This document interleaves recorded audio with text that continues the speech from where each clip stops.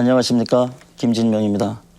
단기 4328년 10월 3일에 맞는 개천절입니다. 우리 민족의 시조라고 일컬어지는 단군이 나라를 열었다고 하는 아주 의미 깊은 국경일이죠.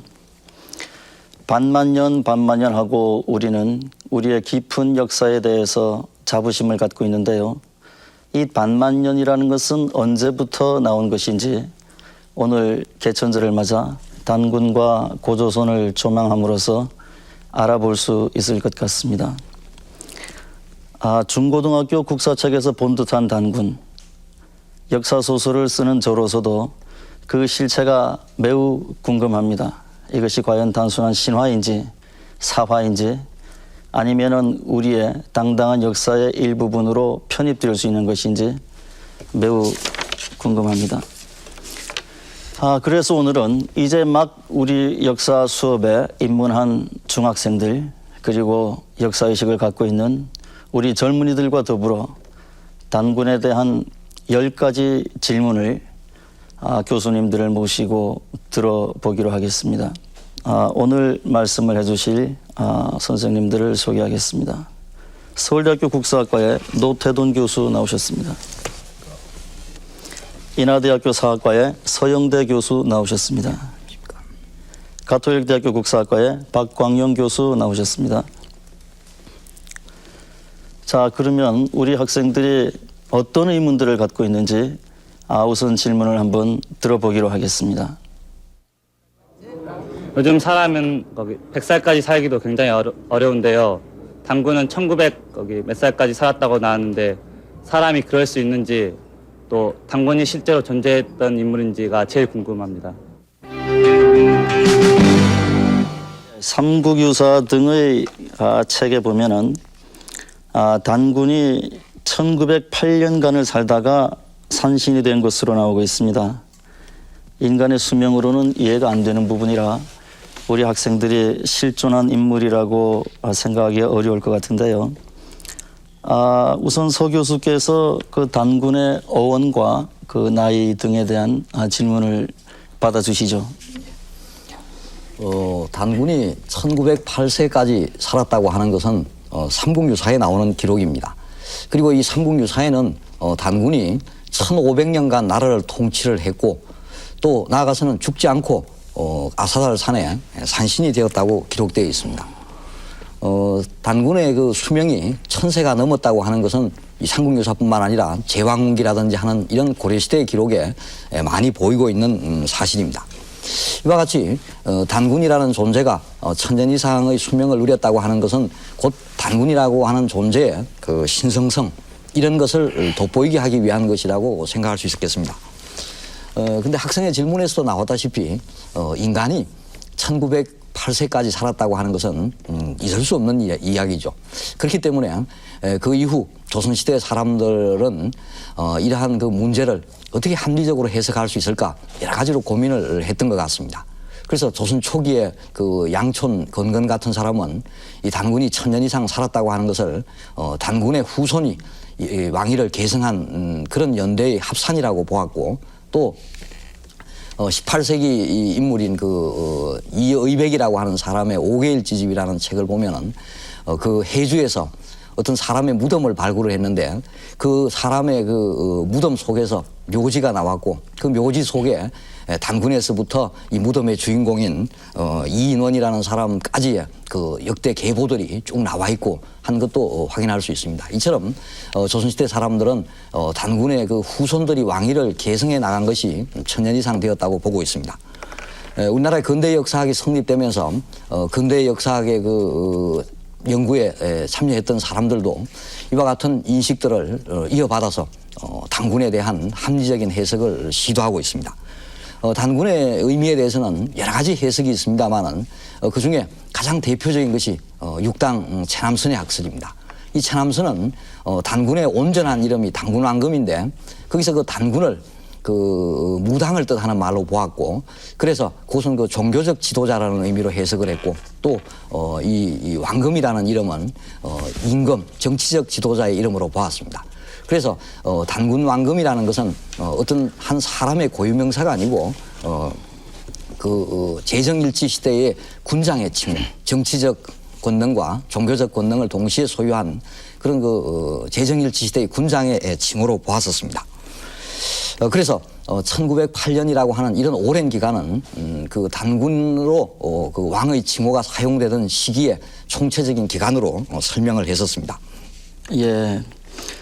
그러니까 단군 한 분이 1980까지 살았다고 하기보다는 그 후손이 통치했던 것을 다 합해서 이제 1000여년이 됐을 것이다라고 보시는 건데요. 아까 그 육당 최남선 선생 얘기를 하시니까 저도 하나 기억이 나는 것이 일본인들이 주동이 된 조선사 편수회 때에 고조선을 우리 역사에서 완전히 빼고 역사를 편찬하는 것을 최남선 선생이 그 강력하게 항의하던 것이 기억이 나는데요. 자, 그러면 다음 두 번째 질문을 들어보겠습니다. 단군 신화에 보면은 최초의 한웅이 인간 세계에 내려와서 그 곰을 아내로 맞이한 연후에 단군이 태어난 걸로 기록되어 있는데, 그렇다면 과연 그 곰이나 호랑이 같은 동물들이 사람이 될 수 있는지 그게 궁금합니다. 예, 신화에 이제 그 곰과 호랑이가 등장해서요. 그 신화대로라면은 우리 조상이 곰이나 호랑이의 토템을 가지고 있다든지 하는 얘기들이 될 텐데요. 여기에 대해서 어떻게 해석하는 것이 가장 좋을지 서 교수께서 말씀해 주시겠어요? 현재 전해지고 있는 단군 신화의 내용은 몇 가지가 있습니다. 그 가운데서 우리가 흔히 알고 있는 것이 삼국유사의 그 형태로서 하늘에서 환웅이 내려오고 이 환웅이 곰과 결혼을 해서 단군을 낳은 것으로 되어 있습니다. 그런데 삼국유사보다 조금 뒤늦게 역시 같은 고려시대에 편찬된 제왕운기에 의하면은 하늘에서 환웅이 내려와서 자신의 손녀에게 약을 먹여서 단수신과 결혼하게 하는 이런 식의 그 이야기로 되어 있습니다. 그런데 그것이 조선 초기에 오면은 내용이 또 바뀌어져 가지고 환웅이니 곰이니 뭐 단수신이니 하는 이야기가 다 빠지고 단군이 직접 하늘에서부터 내려온 것으로 되어 있습니다. 이처럼 단군 신화는 시대에 따라서 약간씩 전승의 내용이 다릅니다만은 지금 이야기하는 그 곰과 호랑이의 이야기는 바로 그 삼국유사에 나오는 내용입니다. 그리고 지금까지 우리 학계의 그 일반적인 인식은 이러한 여러 가지 전승 가운데서 삼국유사의 유형이 가장 오래된 것으로 보고 있기 때문에 곰과 호랑이의 이 문제도 단군 신화를 이야기하는 데 있어서 대단히 중요한 문제라고 할 수 있겠습니다. 물론 곰과 호랑이가 쑥과 마늘을 먹었다고 해서 사람이 될 수 있는 것은 결코 아닙니다. 그렇다고 해서 이 이야기는 아무런 의미 없는 그 허구라고만 이야기할 수는 없고 여기에는 뭔가 의미가 담겨 있는 것이라고 보지 않을 수 없습니다. 그런데 이 곰과 호랑이가 인간이 되었다고 하는 이 이야기의 그 의미는 바로 그 단군 신화의 그 신화적인 논리, 신화적인 속성을 좀 생각을 하면서 문제를 풀어나가야 될 것 같습니다. 신화에 대해서는 여러 가지 정의가 있을 수 있겠습니다만은 신화라는 것은 그 일반적으로 이야기해서 우주나 인간과 문화의 그 기원에 대한 설명입니다. 그런데 이 기원에 대한 설명을 우리도 요즘 뭐 자연과학의 힘이라든지 빌어서 설명을 하고 있습니다만은 원시 고대인들은 이러한 그 기원의 문제를 그들 나름대로의 논리, 우리 식으로 이야기하면 신화적 논리에 입각해서 설명을 하고 있습니다. 그렇기 때문에 우리는 이 곰과 호랑이의 문제를 이야기하기 위해서는 이 고대인이나 원시인들의 그 신화적 사고 또 신화적 논리를 제대로 파악하는 것이 급선무이고 그런 논리를 이해하는 바탕 위에서 곰과 호랑이의 문제를 풀어나가야 될 것 같습니다. 일반적으로 우리 학계에서 보고 있는 내용은 이 곰과 호랑이를 토템으로 보고 있습니다. 다시 말씀드려서 한 그 지역 사회 속에 여러 개의 집단들이 공존해 있을 경우에 집단들 나름대로 각자 자기들을 구별할 표시가 필요했고 상징이 필요했습니다. 그런 그 구체적인 예로서 이 동북아시아 지역에는 곰과 호랑이가 우리의 그 시조라고 하는 그 인간의 시조라고 하는 이런 이야기들이 많이 퍼져 있습니다. 물론 이야기의 세부적인 내용에 들어가 보면은 조금씩 차이가 있습니다. 곰 남자와 인간의 여자가 결혼을 한다든지 또는 그 우리 단군 신화처럼 곰 여자와 인간의 남자가 결혼한다든지 뭐 이런 차이는 있습니다만은 널리 퍼져 있습니다. 결국 이러한 사실을 볼 때 이 곰과 호랑이 이야기는 그러한 곰과 호랑이로 표상되는 어떤 집단들이 이 고조선이 성립되기 이전에 선주민으로 존재하고 있었고 이들 세력이 나중에 고조선 건국에 참여하는 이런 것을 반영하는 것이 아닌가 생각할 수 있을 것 같습니다. 아주 좋은 해설을 해주셨습니다. 자, 그러면은 세 번째 질문을 들어보기로 하겠습니다. 하느님이 이 세상에 내려와서 세상을 주관했다는데요. 당군 신화에서 보면 하늘에서 환웅이 내려오잖아요. 근데 그 환웅이 저희를 다스렸다는 게 역사적으로 근거가 있는 건가요?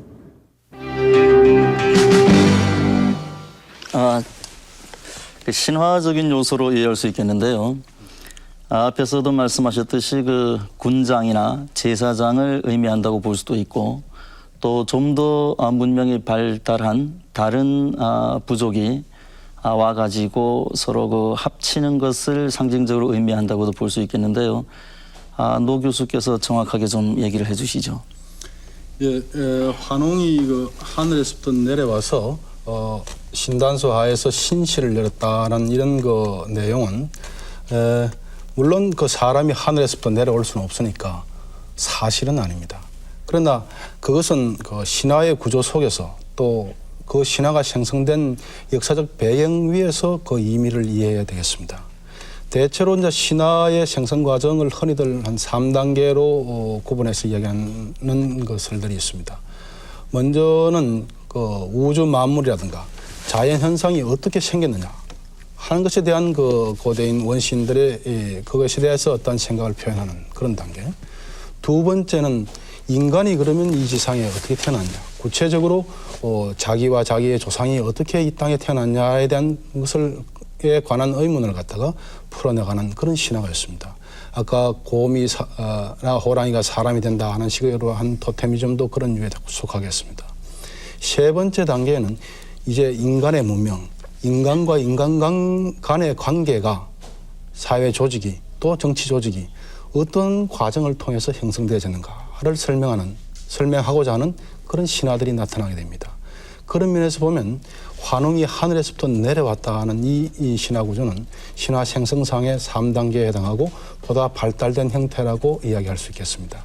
그러면 환웅이 하늘에서부터 물이 3천을 거느리고 내려왔다 했을 때 그것의 의미는 고조선 국가를 건설하는데 중심 집단이었던 족속 그리고 그 대표인 고조선 왕실의 신성한 내력을 강조하기 위해서입니다. 즉 고조선 왕이 왜 왕이냐 하는 설명을 할 때 현대 사회에서 두면 최고 집권자가 왜 최고 집권자냐 했을 때는 국민의 동의를 얻었으니까 그렇다라고 설명할 겁니다. 중세 사회에서는 왜 왕이 왕이냐 하는 것을 설명할 때는 천명을 받았다라고 설명합니다. 소위 민본 정치, 왕도 정치의 이념입니다. 그러면 천명을 받고 천명을 유지하기 위해서는 어떻게 해야 되냐? 민을 위한 정치를 해야 한다 하는 것이 중세적인 어떤 정치 이념입니다. 그럼 고대 국가에 있어서의 왕이 왜 왕이냐 하는 문제는 다른 이유를 대지 않습니다. 왕은 신성한 혈통을 징하기 때문에 하늘님의 자손이기 때문에 즉 천손이기 때문에 왕이다 하는 것입니다. 바로 그러한 측면에서 고조선 왕실의 신성한 내력을 강조하는 신화로서 당군 신화가 당시에 의미를 가졌습니다. 이것은 당시에 있어서는 하나의 어떤 왕실이라든가 고조선 국가의 정통성을 갖다가 수식하는 의미를 지니고 큰 제전 같은 데서 이러한 내용을 하나의 연휘 형태로 풀어서 놀기도 했으리라고 봅니다. 그것이 뒤에 고조선 멸망 후에는 이제 구전의 형태로 전해지다가 지금 기본 줄기만 남아있는 것이 오늘날의 당군 신화로 볼 수 있겠습니다. 예, 신화의 일반론 중에 세 번째 것인 인간 조직의 결합에 대한 이야기다. 즉 고조선 왕실의 권위와 신성 그리고 신화로 나타내어지는 당시의 그 정치 지배 구조를 얘기하는 거다라고 말씀해 주셨는데요. 어디 박 교수께서 보충적으로 설명하실 게 있으면 얘기를 좀 해주시죠.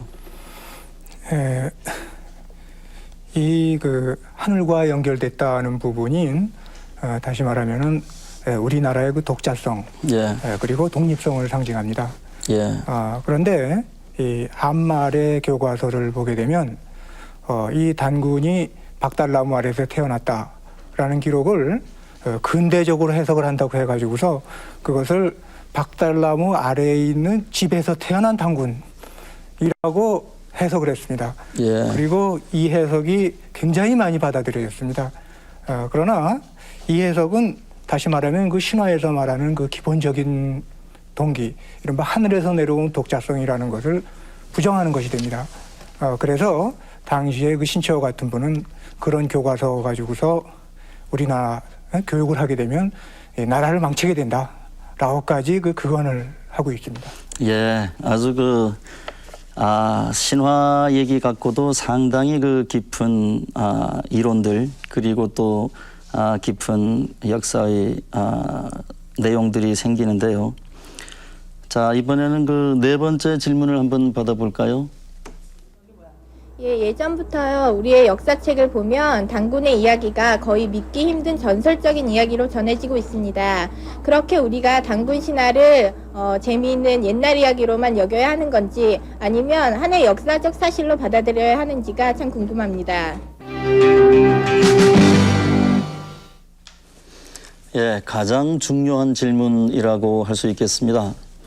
이 단군 신화가 한낱 이야기거리에 불과한지 아니면 과거 우리의 역사, 단군의 역사, 고조선의 역사가 과연 사실이었는지 우리 모두에게 가장 큰 궁금증을 일게 하는 내용이 아닐 수 없습니다. 과거의 이 단군 신화는 어떤 역사적 사실을 반영하지 않는 허구라고 하는 입장들이 참 많았었습니다. 예컨대 조선시대 유학자들은 그것이 그 비합리적이라고 해서 부정을 했었고 또 일본의 신민사학자들도 역시 그 단군 신화 속에는 너무나 후대적인 요소들이 많이 가미돼 있다. 예컨대 불교가 우리나라에 4세기에 들어왔는데 그 불교적인 요소들이 단군 신화에 들어가 있다라든지 해서 단군 신화를 부인해 왔었습니다. 그러나 오늘날 우리들의 입장에서 다시 볼 때 이 단군 신화에는 그런 후대에 날조되고 역사적 사실을 반영하지 않는 것이 아니라 상당히 오래된 그런 전성적인 요소들을 많이 가지고 있는 것이라고 할 수 있겠습니다. 그것은 특히 삼국시대의 신화와 비교해 봤을 때 더 잘 드러나는 것 같습니다.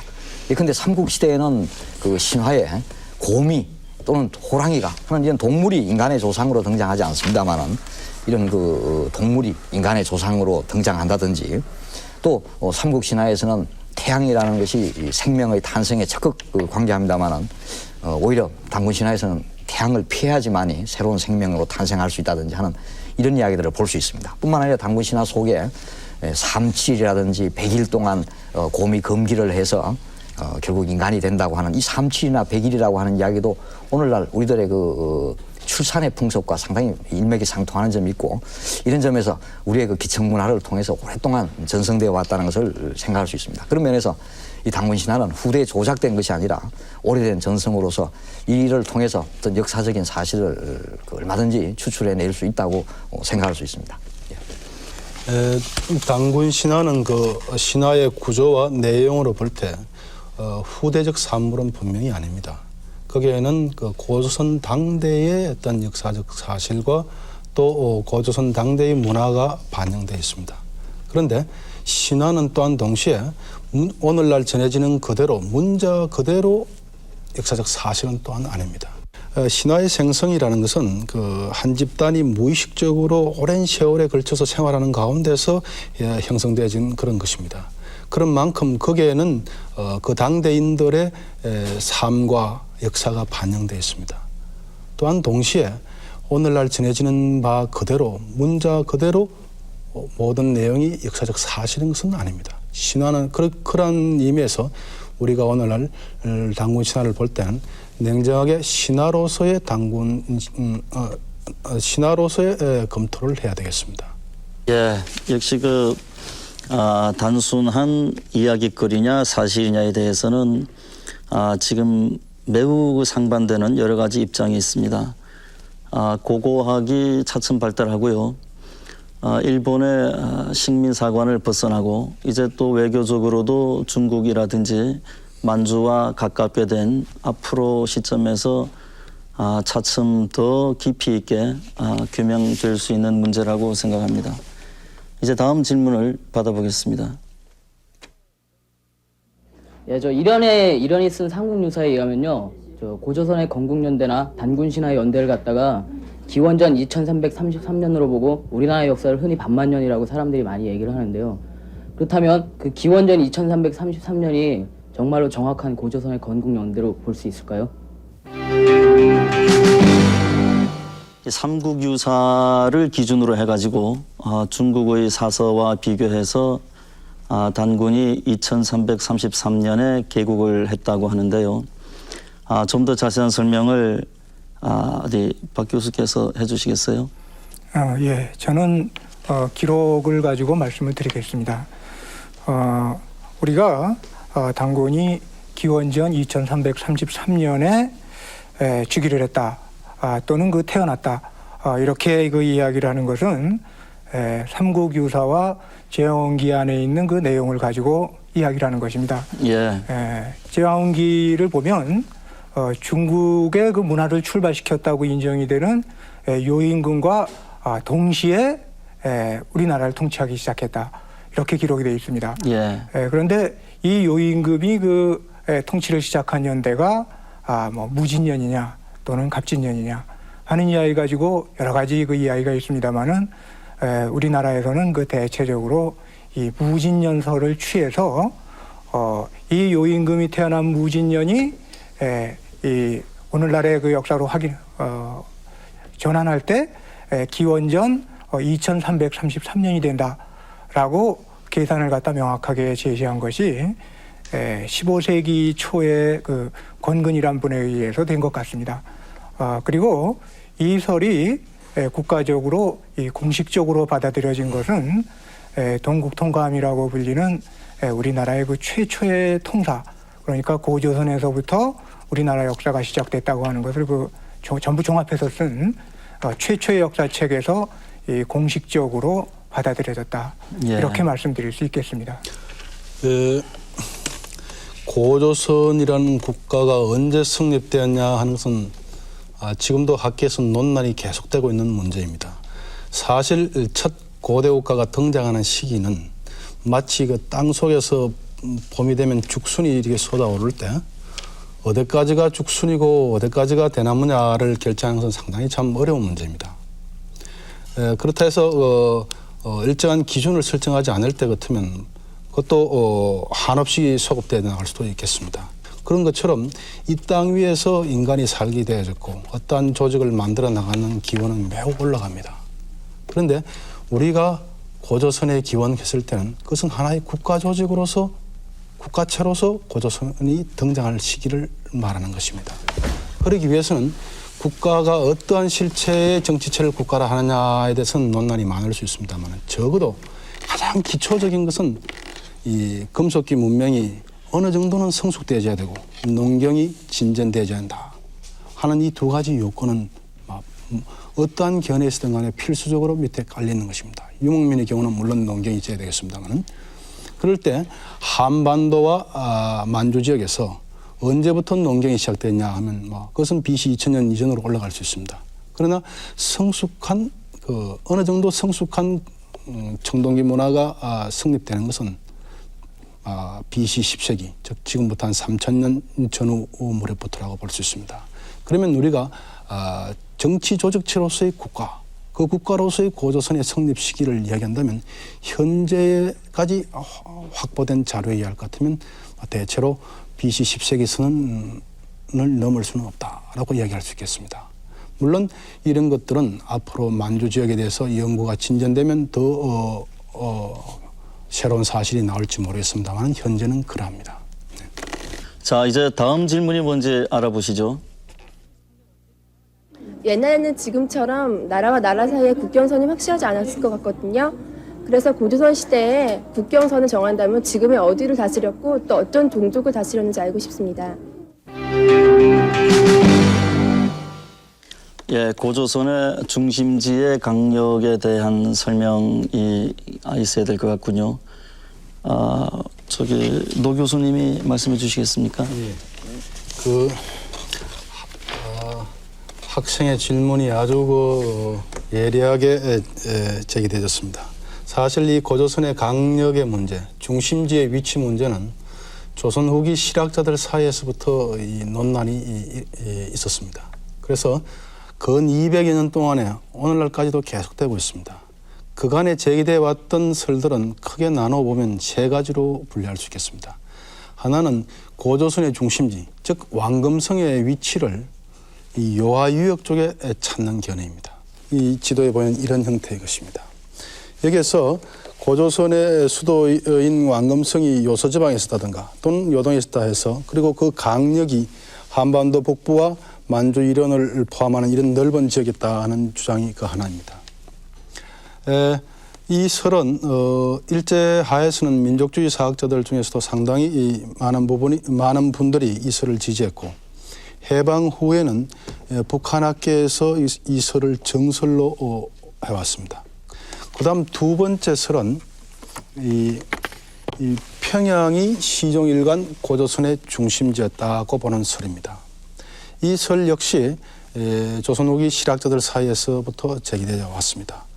다산 정약용이라든가 많은 분들이 이 설을 또 지지했습니다. 그리고 해방 후에 또 남북한 학계에서 이 설을 지지하는 입장이 있어 왔고 남한 학계에서도 이 설의 그간 주류를 이뤄왔다고 할 수 있습니다. 세 번째 설은 이 고조선의 중심지가 처음에는 요하유역에 있다가 그 다음에 BC 3세기 초에 그 중심지를 대동강유역의 평양으로 옮겼다는 설이 있습니다. 이동설이 그것입니다. 이런 세 가지 설이 있는데 왜 그러면은 이 한 나라의 가장 기본적인 요소인 수도의 위치에 대해서 이렇게 논란이 분분하냐 하는 것인데 그것은 워낙 문헌 자료가 빈약하기 때문입니다. 그리고 고대의 지명이란 것이 또 그 지역에 살던 주민들이 이동하면 지명도 이동하는 경향이 보입니다. 마치 영국에 살던 사람들이 미 대륙으로 이민을 간 뒤에는 미 대륙에다가 영국의 지명들을 붙여서 부르는 것을 볼 수 있죠. 그런 식으로 고대인들은 이주를 하게 되지만 자기 원래 고향의 지명을 새로운 정착지에 붙이기도 합니다. 그렇기 때문에 같은 지명이 여러 군데 나오기도 합니다. 이런 등의 요소로 인해서 고조선의 중심지의 위치에 대해서는 그간의 논란들이 많았습니다. 그 다음에는 그런 가운데서도 분명한 것은 BC 3세기 이후 되지면 고조선의 중심지가 오늘날의 평양이라는 것은 확실한 사실입니다. 고조선의 왕금성, 위만조선의 왕금성, 그리고 그것을 이은 낙랑군 조선현, 이것들은 지금의 평양 지역입니다. 그러면 BC 3세기 초 이전은 어땠냐에 대해서는 저희 생각으로는 요하유역에서 있었지 않았겠나 이렇게 봅니다. 요하유역에다가 평양으로 그 중심지를 옮겼을 것이다 하는 것이 저희 생각입니다. 물론 이것은 어디까지나 저희 생각일 뿐입니다. 지난 여름에 요하유역에 있는 그 유적들을 답사를 간 적이 있는데 개평 해성면 일대 지역에서 우리나라의 그 황해도의 언율 지방에 있는 지성묘와 똑같은 그런 지성묘도를 본 적이 있습니다.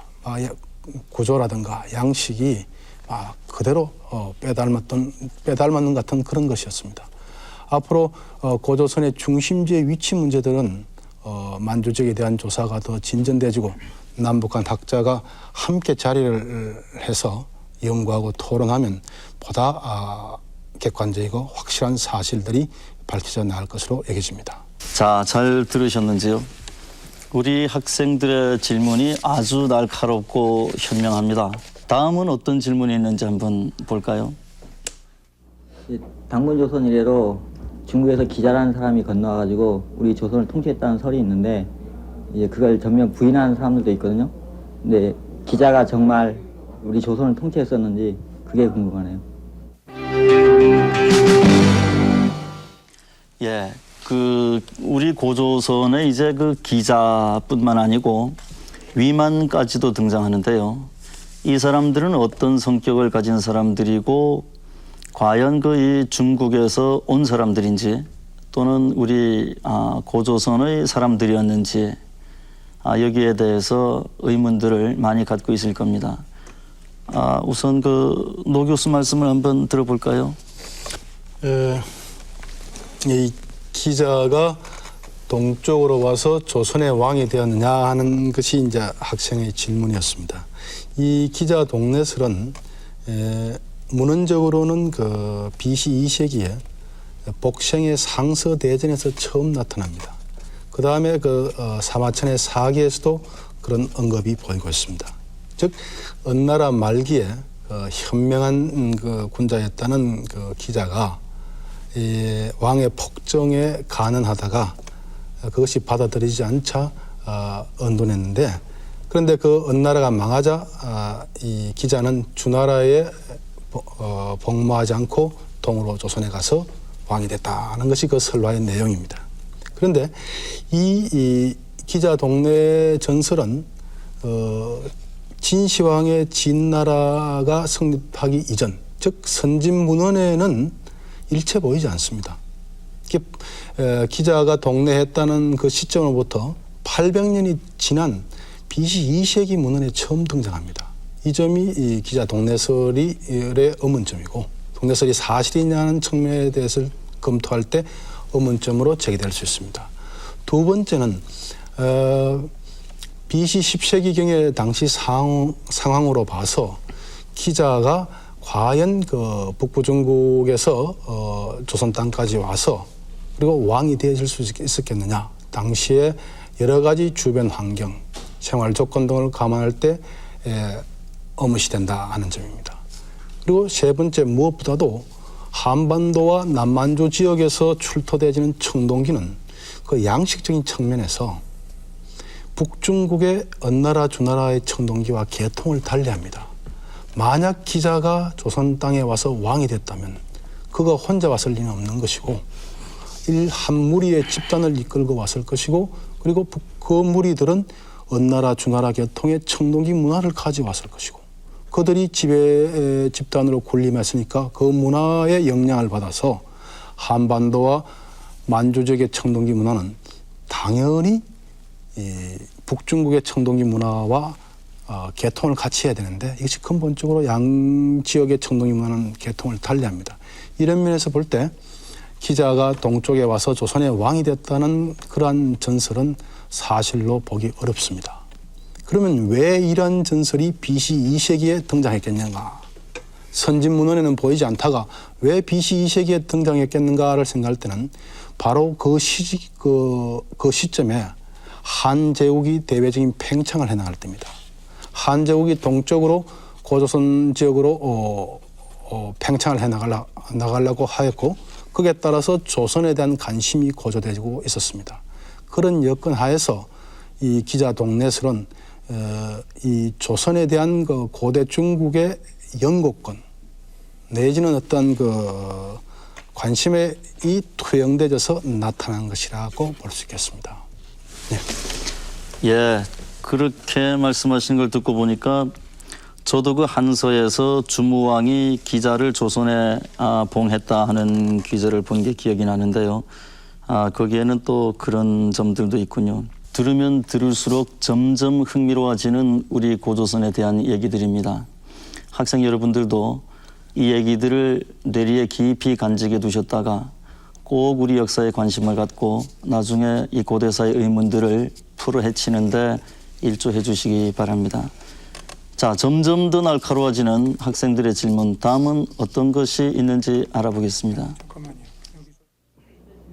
단군 신화가 반만년 역사를 내려오면서 단지 하나의 신화로서만 인식되어져 왔는지, 아니면 우리 민족의 시조로서 확고하게 자리매김을 해서 내려왔는지, 그리고 만약에 우리 민족의 시조로 내려왔다면 구체적으로 어느 시기부터 그렇게 정립이 되어 왔는지 궁금합니다. 단군 신화가 전승되어 오는 중에 시대에 따라서 단군에 대한 인식이 당연히 많은 변화가 있었겠지요. 언제 우리 민족의 시조로 받아들여지기 시작했는지 노 교수께서 말씀을 해주시겠습니까? 네, 그렇게 하도록 하죠. 먼저 단군 신화가 어떻게 전승되어 왔는가 하는 그 과정을 한번 생각해 볼 필요가 있겠습니다. 고조선이 멸망한 다음에 그 땅에는 그 낙랑군이 설치되었습니다. 그래서 400여 년간 낙랑군이 존속했고 그 다음 단계에 우리 역사를 이끌어 나가는 삼국은 고조선의 외곽지대에서 등장했습니다. 삼국은 각각 독자적인 기원 신화를 가지고 있었습니다. 즉 주몽 신화를 보면은 주몽은 그 천재의 아들 혹은 뭐 태양의 아들로 나오고 있고 바에크세의 경우도 그러합니다. 이런 식으로 삼국은 각각 독자적인 기원 신화를 가지고 있었기 때문에 고조선에서부터 자기들 나라가 이어진다. 즉 고조선 개성의식이라는 것이 이 삼국의 지배층 사이에서는 별로 두드러지지 않았다고 봅니다. 단군 신화는 문자 기록으로서 정착되는 형태로서 사서로 이어지지 못하고 고조선 지역의 일부 지역의 기층에서 민간 신앙 형태로 또는 그 고조선인들을 통해서 이 구전의 형태로 그 뒤에 상당 기간 전해지지 않았을까 이렇게 여겨집니다. 그런데 우리가 단군 신화에다 관심을 가지고 고조선에 대해서 관심을 가지는 것은 이 고조선을 통해서 동족의식을 확인하는 그런 측면이 가장 두드러지는 면이라고 할 수 있겠습니다. 그러면 삼국 말기에 삼국인들 사이에 있어서 동족의식을 두드러지게 강하게 가지고 있었겠냐. 그래서 또 그것을 정면에 내세워서 주장했겠냐 하는 문제도 이 고조선의 인식과 연결되는 부분이라고도 할 수 있겠습니다. 그런데 통일 신라기에 들었으면은 백제, 고구려, 신라인들이 같은 동족이다 하는 것을 정면에 내세우고 또 강조를 합니다. 물론 그것은 신라 집권층에 의해서 먼저 주도되집니다. 그러나 한편으로는 그 하나의 나라에 통합되졌지만은 고구려인들, 백제인들, 신라인 계통 사람들은 자기들은 지금은 하나의 같은 동족이지만 계통면에서는 각각이다 하는 그러한 그 분립적 개성의식 또 삼국 유민의식이라 할까요? 이런 것들이 한면에 지니고 있었습니다. 그런 점이 다시 분출되어 나타나는 것이 후삼국의 등장과 같은 것은 그런 면입니다. 고려 초에 들어오면은 동족의식의 측면은 더 강해졌지만은 그래도 여전히 끈끈하게 이 삼국 유민의식이라는 것이 이 기층 사이에 남아 있었습니다. 그래서 고려 중기에 오면은 다시금 신라 부흥이다, 백제 부흥이다, 고려 부흥이다 하는 그런 그 움직임이 농민 봉기의 파장 속에서 등장합니다. 그런데 그런 것이 고려 후기에 들었으면 13세기에 들었으면 12세기 말 13세기에 들었으면 몽고와의 오랜 항쟁을 거치는 동안에 이제 그러한 그 삼국 유민의식이라는 낡은 그 역사의 잔재는 청산되어집니다. 청산되어지고 삼국이 모두 다 고조선에서부터 비롯하는 하나의 뿌리를 가진 그런 나라였다. 그리고 그런 사람들이었다.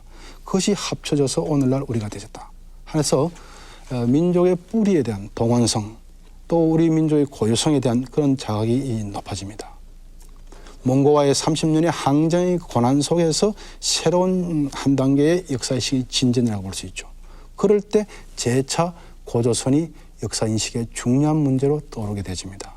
바로 그러한 그 대몽항쟁 30년의 전 고려인들의 어떤 그 처절한 역사 경험 속에서 배태됐던 새로운 인식이 몽고의 지배하에 들어가서도 이어져서 삼국유사나 제왕웅기에 우리 역사의 첫머리에 고조선이 등장하게 되집니다.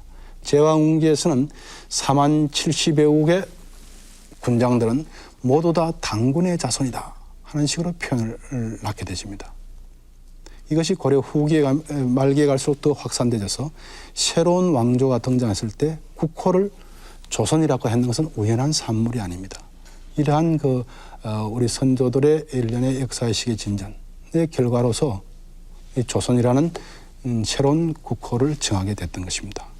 조선조에서의 단군에 대한 생각은 어땠습니까? 조선 왕조에 들어와서 그대로 국가적으로 받아들여집니다. 그래서 이 그 조선 왕조는 이 단군 그리고 기자 그리고 위만을 각각 그 조선 시조로 받아들여서 이 공식적으로 제사를 지내게 됩니다. 그러니까 우리나라의 역사의 출발은 그 이전 단계까지는 고구려다, 백제다, 신라다 했던 것을 조선시대 오게 되면은 그 위에 있는 고조선이 우리나라 역사를 출발시켰고, 이 고구려니 백제니 신라니 하는 것은 다 같은 핏줄이다. 이런 형태로 전환이 된 것이라는 것이죠. 예, 그렇게 됐군요. 그러니까 이 지역 분할성을 극복했다는 점에서 대단히 중요한 의미를 가지고 있습니다. 예, 굉장히 큰 의미가 있군요. 그러나 이것이 그대로 유지돼 간 것은 아닙니다. 16세기 단계가 되면은 아까 기자조선 이야기가 잠깐 나왔습니다만은 이 문화적으로 중국과 대등하게 되는 것이 훨씬 더 중요하다. 이렇게 하는 이런 분위기가 형성되면서 문화 영웅으로서의 기자, 그러니까 유교적인 문화의 영웅이죠. 기자가 우리 역사에 있어서 더 중요하다라는 입장이 강조되게 됩니다. 그러면서 당군의 경우는 혈통적으로는 우리 한민족을 만들어줬지만 문화적으로 볼 때는 기자에 뒤떨어지는 것이 아니냐 이런 생각을 하면서 이 기자조선이 더욱더 존중되는 방향으로 가게 되고 16세기 말 단계가 되면은 당군조선보다는 기자조선이 우리나라의 문화의 기반이다라는 인식이 대단히 광범위하게 됩니다. 17세기 후반이 되면 이 당군조선의 문화에 대한 재평가가 이루어집니다. 그래서 이 기자에게 모든 문화적 영웅을 인정했던 분위기가 바뀌어서 당군조선 시대부터 사실상 우리 문화가 시작됐기 때문에 이 당군이 우리의 문화 영웅이다라는 입장으로 재해석을 하게 됩니다. 예를 들면은 이 머리를 갖다가 덮었다든지, 뭐 수건으로 덮든지, 아니면은 이 갓을 썼든지 이런 전통이나 머리털을 닦는다는 전통, 그러니까 댕기를 땄다든지 아니면 상투를 틀었다든지 하는 이런 식의 우리 의식주의에 관계되는 기본 전통은 이 당군 시절부터 시작된 거다라는 의식, 그러니까 문화 의식이죠. 이런 것이 제기되면서 우리의 독자적인 문화의 출발, 그러니까 중국과 다른 어떤 독자적인 문화의 출발이 이 당군 시대에도 시작됐다. 물론 그 문화는 이 기자와 연결되는 유교 문화와 동질적이다라는 입장이 전제가 됩니다. 그런 인식이 성립된 다음에 그 뒤부터는 이것이 정설로 받아들여져서 이 한마을까지 그대로 유지가 된다. 이렇게 말씀드릴 수 있습니다. 그럼 서 교수께서 보충 설명을 좀 해주시겠습니까? 네, 제가 두 가지만 말씀을 드리겠습니다. 지금까지 저 두 분 선생님께서 다 말씀을 하셨기 때문에 먼저 보충 말씀드릴 것은 이 고려시대 당군 전승이 정해지는 과정에서 이 풍수지리설과 밀접한 관련이 있다는 생각이 듭니다.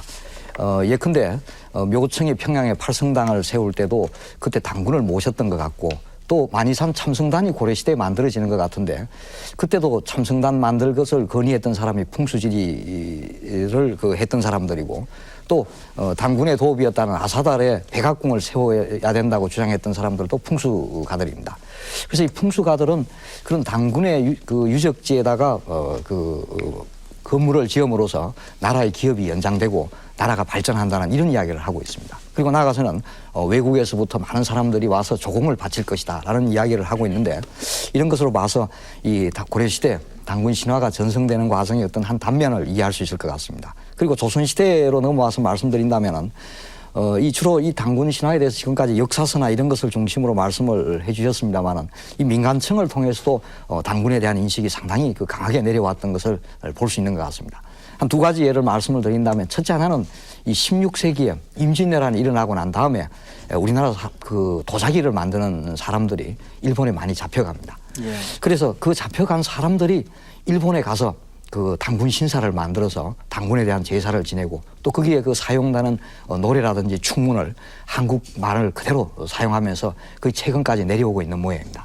그래서 그런 것이라든지, 또는 조선 시기 말에 무당들의 기원을 이야기하는 책이 있습니다만은 그 무당내력이라는 책에서도 보면은 자기들이 이야기하는 무당들이 이 당군에서부터 비롯되었다 해서 이야기를 하고 있습니다. 이러한 당군에 대한 기층사회의 인식들, 이런 것이 항상 당군 인식의 새로운 변화를 가져다 줄 수 있는 토대가 되고 한말에 대종교가 등장한다든지 할 수 있는 어떤 토대가 되었던 것 같습니다.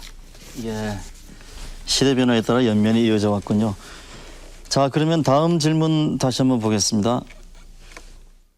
3.1절은 3.1운동을 기념하기 위해서 만들어진 날이고 광복절은 8.15 광복을 기념하기 위해서 정해진 날인데 그렇다면 개천절은 언제 어떻게 정해졌는지 궁금합니다. 근세 들어서 국조로서의 단군에 대한 인식도 바뀌고요. 또 민족 종교로서의 활약도 컸던 것으로 생각되는데요. 여기 대해서 박 교수께서 설명해 주시겠어요? 예. 10월 3일을 개천절로 정한 기록은 이 전근대 사회 기록에서는 찾기가 힘든 것 같습니다. 예. 이 가장 그 최초의 기록이라고 말할 수 있을지 모르겠습니다만은 일제 시대에 그 기록된 것을 보면 1890년에 대신교라고 불리는 그 민족 종교에서 10월 3일을 그 단군 개천절로 지냈다라는 기록이 나와 있는 것 같습니다. 그리고 그 뒤에는 최남선이 주관했던 이 소년지에서 아마 그 대종교가 출발된 다음이겠죠. 이 그 단기를 이야기하면서 이 10월 3일을 이 개천절로 하는 기록이 나옵니다. 그러니까 이 10월 3일 개천절 부분은 10월 3일이 개천절이라고 하는 것은 이 그 단군에 대한 숭배가 일반화된 일반인들이 그 널리 받아들이게 된 이 한말에 본격화됐다 이렇게 이야기할 수가 있을 것 같습니다. 그리고 이것은 그 1914년에 이 그 뒤에 그 대종교 2대 교주가 되신 이 김기원이라는 분이 쓰신 이 신단실기에서 단군은 이 태어나신 때도 10월 3일이고 왕위에 등극한 경우도 10월 3일이다 이렇게 정리가 됩니다. 물론 지금까지 이야기한 10월 3일은 전부 그 음력을 말합니다. 그런데 오늘날은 이 양력 10월 3일을 그 개천절로 지내고 있습니다.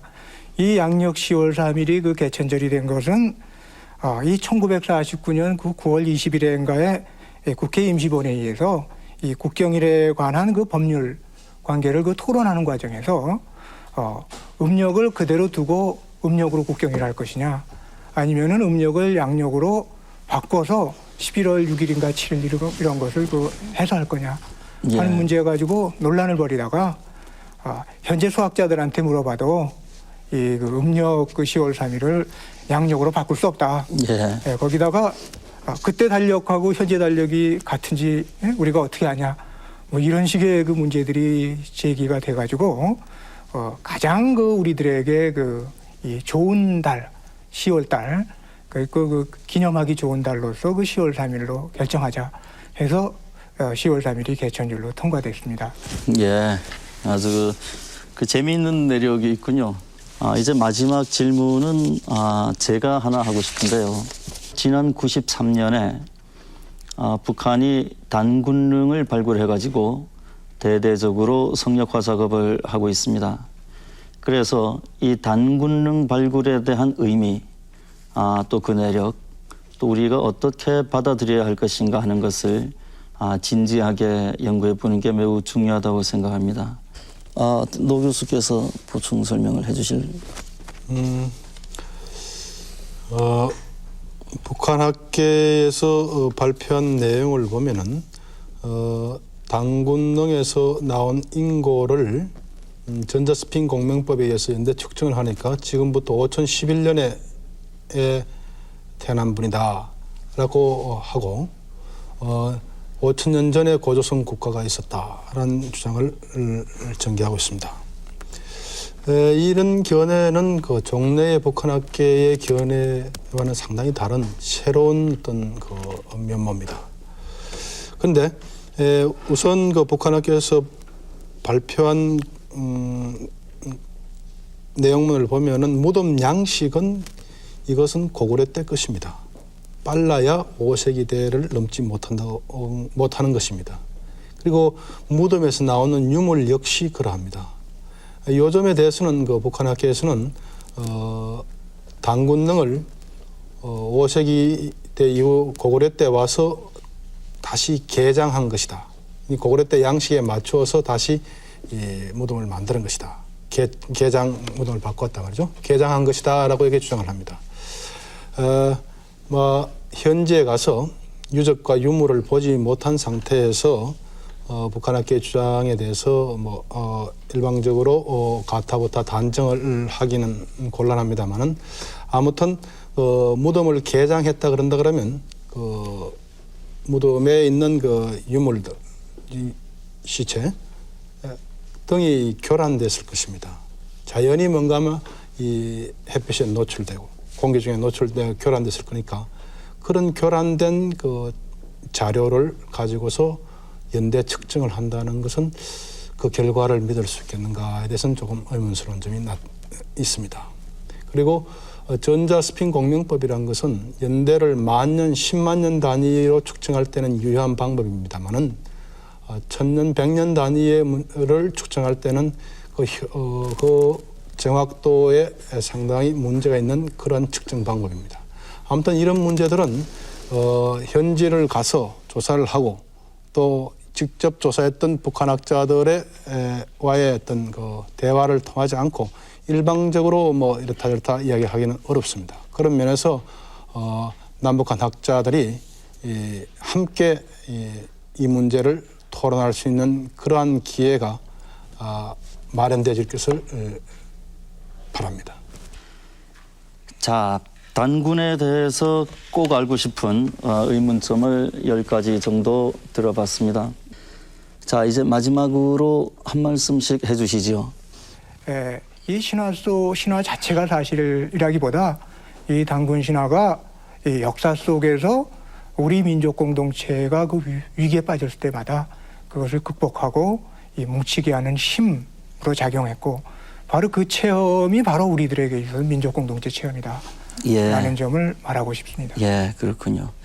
자, 서 교수께서 얘기해 주시죠. 지금 단군 신화가 가지고 있는 민족사적 의의에 대해서는 박 선생님께서 되게 말씀해 계셨습니다만 현재 단군 신화에 대해서는 한 200편이 넘는 연구 성과들이 나와 있는 것 같습니다. 다양한 관점에서 다양한 연구들이 지금 나와 있는 것 같습니다. 근데 그 중에서 제일 초점이 되는 것 중에 하나가 신화냐 역사냐의 문제인 것 같습니다. 그런데 지금까지 되게 신화와 역사는 대립적인 개념으로 봐와서 신화라고 하면 곧 흙으로 봐왔었습니다. 그러나 신화와 역사는 결코 대립적인 개념이 아니고 신화에 얼마든지 역사가 반영될 수 있는 것입니다. 따라서 우리는 그 단군 신화의 앞으로의 연구에 있어서 신화적 사고, 신화적 논리를 제대로 이해하는 바탕 위에서 거기에 반영된 역사적 사실들을 많이 좀 검출해내었으면 그래서 단군 신화 연구의 제2의 도약이 있었으면 하는 바람입니다. 예, 자, 노 교수께서 맺어주시죠. 단군 신화는 그 신화 자체에 대한 의미에 못지않게 우리 선조들이 단군 신화를 어떻게 인식해 왔냐 하는 것이 중요하다고 봅니다. 오늘날 우리가 7천만 한 핏줄 한결에라는 이런 그 관념은 하루아침에 생겨진 것이 아닙니다. 그러한 관념을 낳게 되는 쭉 오랜 과정은 또한 단군 신화의 인식과 함께 인식의 변천과 함께 이어지는 측면이 있습니다. 이것은 이러한 관념이 바로 내일의 우리의 삶과 어떤 진로에 대한 구체적인 방안을 제시해 주는 것은 결코 아닙니다. 또 거기에서 그런 것을 찾을 수 있는 것도 아닙니다. 그러나 이러한 오랜 역사의 흐름 속에서 이 신화를 공유해 왔고 또 그것을 또 함께 우리의 기원으로서 인식해 왔다는 이 측면은 중요한 문화유산이라고 생각합니다. 이 문화유산을 합리적이고 객관적으로 이해하면서 잘 음미하고 재인식함을 통해서 우리의 정체성에 대한 보다 바람직한 방향으로 이것을 개성해야 되겠습니다. 단군에 대한 10가지 질문으로 반만년 우리 역사에 대한 의문이 조금은 풀리셨을 걸로 생각합니다. 그러나 지금 얘기된 것들 말고도 단군과 고조선에 대해서는 우리가 알아내야 할 것이 너무나 많습니다. 방금 여러분께서 지적을 해주셨듯이 남과 북이 갈라져 있는 입장 때문에 우리의 고유 유산인 고조선 단군에 대한 연구가 더 진전되지 못하는 것도 보셨을 겁니다.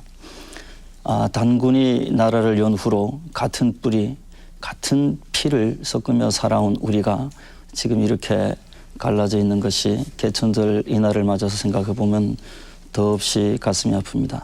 자, 이제 우리가 우리의 역사를 복원하기 위한 신성하고 새로운 작업에 너나 가리지 말고 모두 뛰어들어야 할 때라고 생각합니다.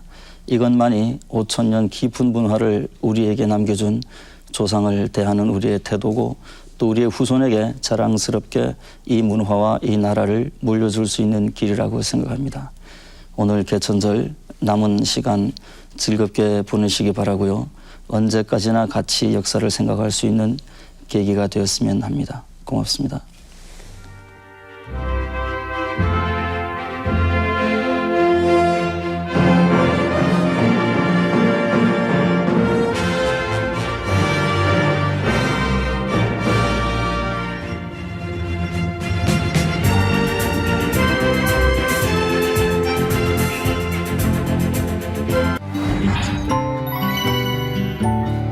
KBS